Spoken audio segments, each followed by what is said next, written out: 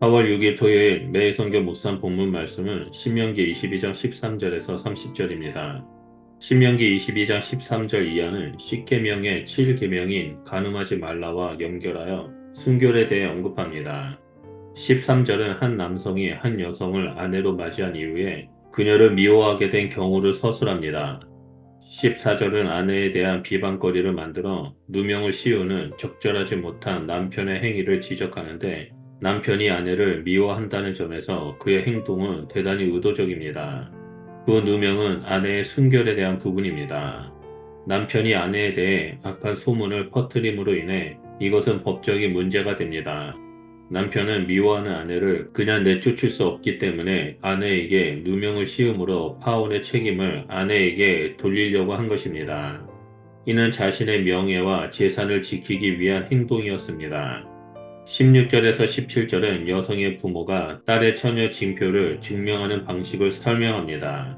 부모는 그 징표를 가지고 성의 장로가 있는 성문으로 나아갑니다. 고대 이스라엘 재판이 성문에서 이루어졌기 때문입니다.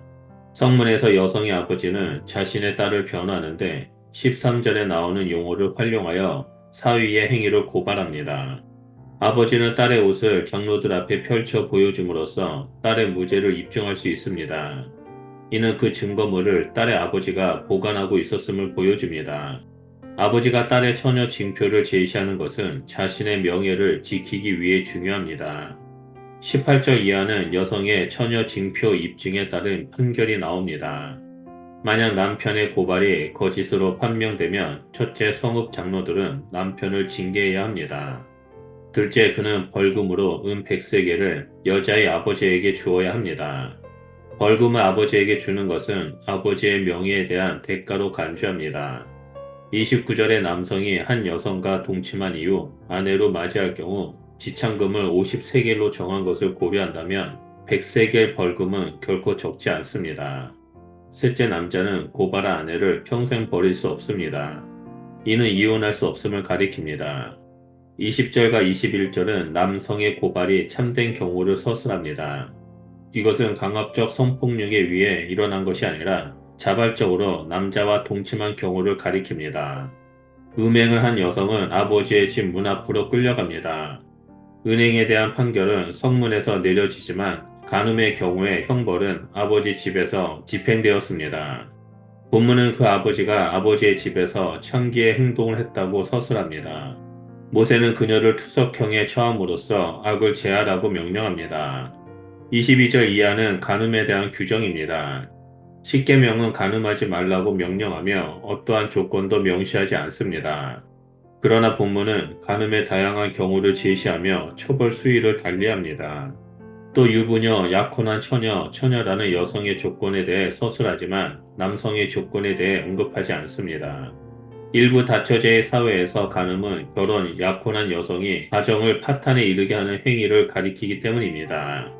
22절은 유부녀와 동침한 것을 언급합니다. 이 경우에는 동침한 남자와 여자를 둘 다 죽여야 합니다. 또한 약혼한 처녀가 남자와 성읍에서 동침한 경우에도 둘 다 성읍 문에서 끌어내 투석형에 처해야 합니다. 22절에서 24절은 그러한 행위를 악으로 규정하며 너희 가운데 악을 제할지니라 라고 반복합니다. 남녀가 동침한 경우에 처형을 명령하는 이유에 대해서 24절은 여성과 남성으로 나누어 각각 서술합니다. 먼저 여성의 경우에는 성안이 있으면서도 소리 지르지 아니하였다라는 점을 듭니다. 여성이 적극적으로 구조 요청을 하지 않았기 때문입니다.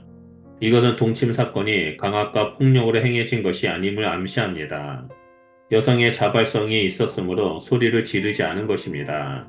둘째 남성을 처벌해야 하는 이유는 이웃의 아내를 욕보였기 때문입니다.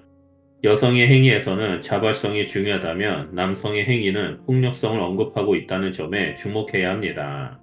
남성은 어떤 경우에든 처벌을 받아야 한다는 점을 명시합니다. 25조는 만일 약혼한 처녀가 들에가 강간을 당했을 경우 남자만 처형하라고 명령합니다. 그 이유는 들에서는 소리를 질러도 그녀를 구할 사람이 없기 때문입니다. 본문은 추가로 여성에게는 아무것도 행하지 말 것을 명령하며 피해자인 여성을 보호합니다. 28절에서 30절은 약혼하지 않은 처녀와 동침하는 경우를 가리킵니다. 이 경우에 남자는 두 가지 조치를 취해야 합니다. 첫째, 처녀의 아버지에게 은 50세겔을 결혼 지참금으로 지불하고 그 여인을 아내로 맞이해야 합니다. 둘째, 여인을 평생 버리지 못합니다. 무엇보다 두 번째 규정은 아내에 대한 악한 소문을 냈던 남편에 대한 조치와 동일합니다. 여성의 인권을 보호받지 못했던 당시의 시대에 오늘 본문 말씀은 버림받은 여인의 삶과 권익을 최대한 보장하는 조치입니다. 율법에 따라 남편은 여성의 권리를 보장하며 존중해야 합니다. 이는 언약 공동체가 가정과 약자에 대하는 데 있어서 세상과 뚜렷이 구분되고 있음을 보여줍니다. 남녀 간에 서로를 존중하고 보호해야 하며 성적인 순결을 지키며 살아가는 것이 언약 백성의 삶임을 오늘 묵상 말씀을 통해서 보여주고 있습니다. 우리 역시 새 언약의 백성으로서 서로를 존중하고 보호하며 순결함으로 그리스도 앞에 나아가는 자가 되어야 합니다. 그럴 때 우리의 삶은 세상과 구별된 하나님 백성된 삶을 살아가게 될 것입니다. 기도하겠습니다. 하나님, 우리가 이 땅에서 살아갈 때 하나님 앞에서 순결함과 거룩함을 지키며 믿음 가운데 굳건히 서 있겠습니다.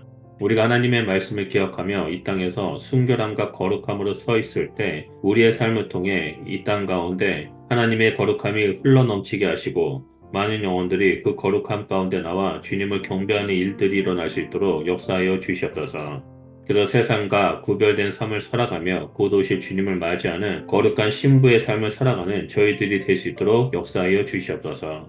감사드리며 예수 그리스도 이름으로 기도드립니다. 아멘.